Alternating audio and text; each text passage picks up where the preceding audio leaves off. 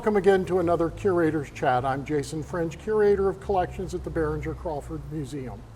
Today we wanted to talk to you a little bit about Mother of God School, and what we thought we would do is we'd stand here and talk about what used to be across the street. We've brought in a guest expert today.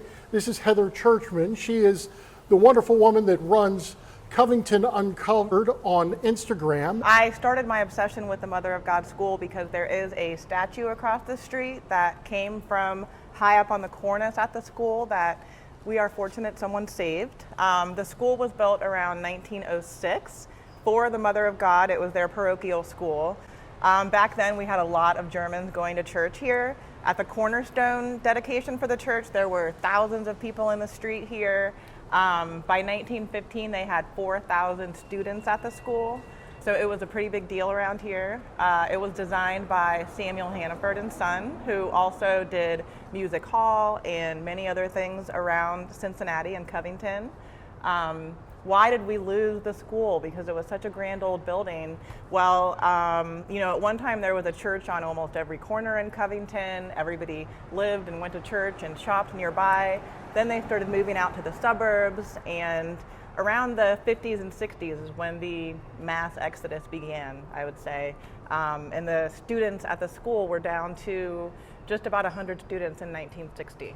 So it fell quickly. They tore down the school in 1974. They did try to use the building before that because it was so large and beautiful. Covington Catholic High School had their students here at one time. Thomas More College, which was then called Villa Madonna, they actually had their students here. But in the 1970s, it was just costing so much money to keep the school up. And the church over here really needed some improvements to the tune of $75,000. So Father Murdy's, who was in charge here at the time, I think had to make a very hard decision to lose the school to save the church. We don't have the building, but we have a little bit of its history left over.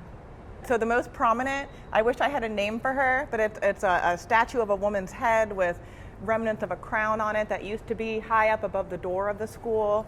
If you look around, you can see old limestone curbs, some of the iron fencing. I think you can see the posts where there was a very large iron fence out front. I wanted to know, why is this here? Who put it here and where did it come from? One of the other things I'll tell you guys that I love, looking at the landscape, it's a parking lot across the street here from here now, but there is an old home at the end of the parking lot that was here before the school was built. You can see it in the pictures of the school construction. You can see it in the pictures when the school was demolished, and happy people still live there. So I think that's really cool too, that we may have lost some things, but we still have a lot of really old historic buildings here. Thank you for sharing with us and helping us uncover some of Covington's history. Thank you for having me. Feel free to like and subscribe if you like this Curator's Chat, and certainly subscribe to Covington Uncovered as well, and we'll see you in our next chat.